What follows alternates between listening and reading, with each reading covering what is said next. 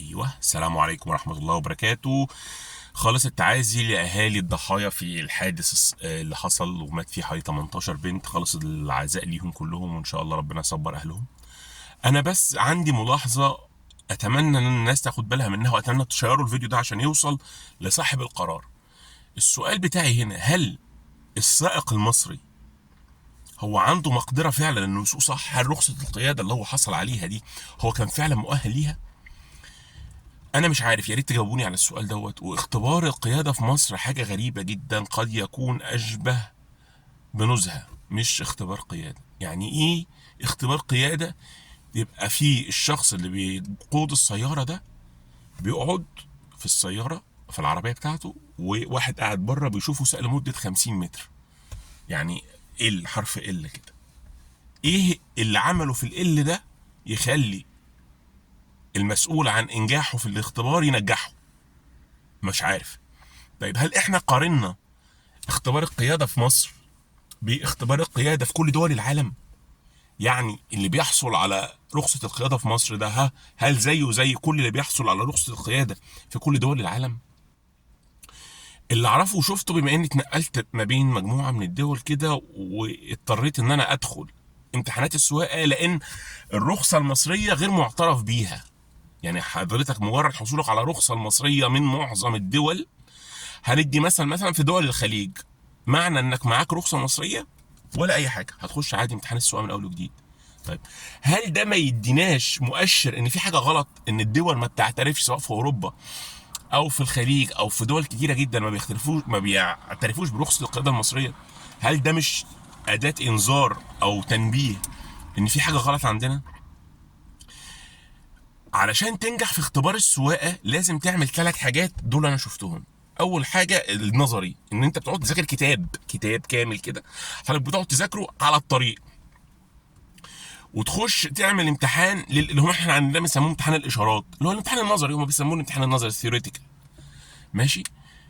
الامتحان ده انا دخلته في اكتر من دوله باكتر من لغه. انت عشان تخشه انت لازم فعلا تذاكر. يعني امتحان القياده في قطر، علشان تعدي مرحله اختبار الاشارات بتخش تذاكر كتاب عن كامل الاشارات واحترام الطريق وي وي وي وي وي وكل الحاجات دي، ولازم تجاوب عن 20 سؤال. في ال 20 سؤال دول لازم تقريبا تجيب 18 من 20 او 19 من 20، حاجه كده عشان تعدي. تمام. في فرنسا مثلا انت بتجاوب الامتحان ده بيبقى 40 سؤال، لازم تجيب 36 من 40. لو جبت 35 بتسقط. الامتحان باللغه الفرنسيه مش موجود باي لغه تانية، فلازم تكون بتجيد اللغه الفرنسيه. تمام. تمام. اثناء وانت بقى بتعمل الامتحان ده بيكون مع مدرسه، معاك مدرس بيطلع معاك على الطريق مثلا مينيمم 20 ساعة.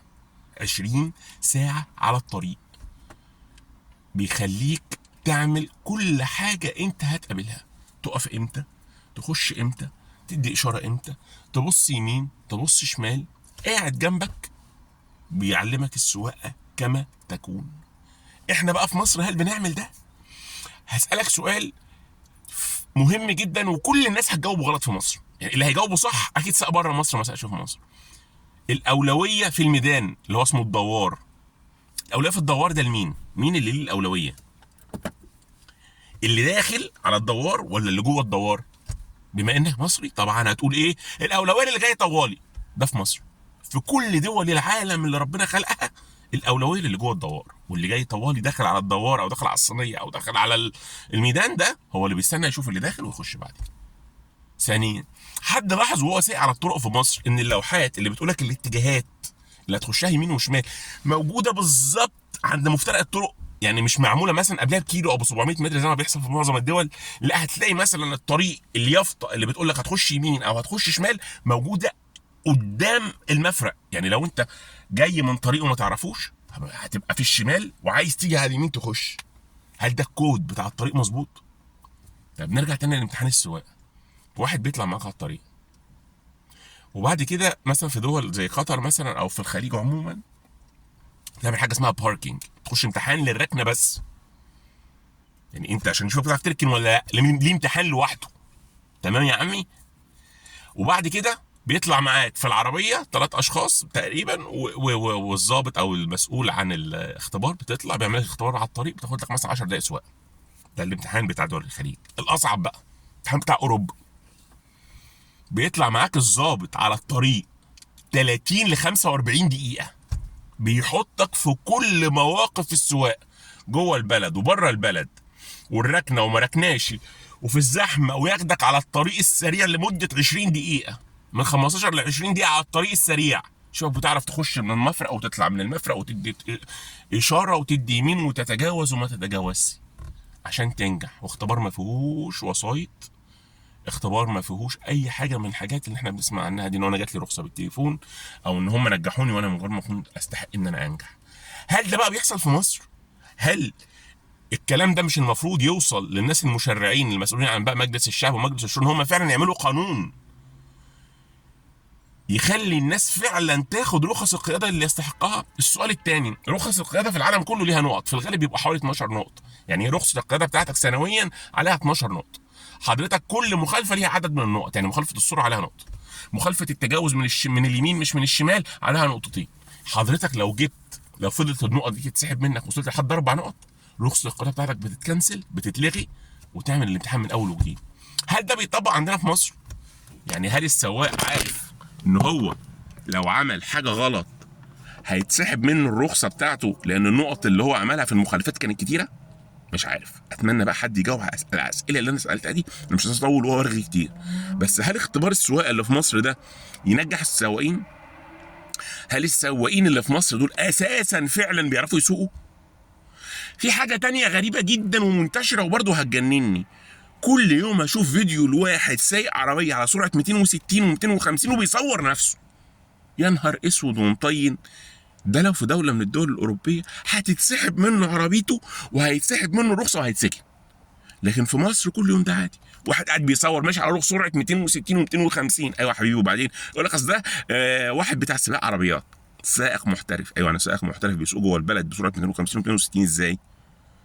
انا مش عارف. مش المفروض الناس دي تتعرض للمساءله؟ ارجوكم شيروا الفيديو ده على قد ما نقدر، يمكن يوصل لحد بيسمع وبيفهم وقد يقول لي قرار. لكن ان الناس تفضل ماشيه كده بتسوق في الهبلولي، جهجهوني كده يابا الحاج واحنا عارفين واحنا حلوين، لا والله احنا مش حلوين، ولا والله احنا مش عارفين، لا والله احنا عندنا غلطات، ولا والله لازم الناس فعلا تتصلح. مش اي حد يعرف وسط يروح يطلع رخصه، سواء سواق نقل سواء ما نقلش. ويا ريت لو طلع قانون زي ده ما يبقاش دعايه للفساد وباب جديد للفساد ان الناس تاخد فلوس اكتر، لانه هيبقى اصعب فالناس تاخد فلوس اكتر. ده يبقى موجود عشان فعلا الناس تتعلم. لكن اختبار سواقه ان انت تشوف واحد ماشي بالعربيه 50 متر فحك القمع فانت سقطته، ايوه حضرتك شفته بقى على الطريق بيتعمل ازاي يعني. عرفت ان هو على الطريق وهو سايق ماسك الدركسيون بيسوق ازاي. رجاء من الله نوصل الفيديو ده للناس، يمكن يكون في حد بيسمع، يمكن يكون في حد عايز فعلا يحل. شكرا جزيلا، سلام عليكم.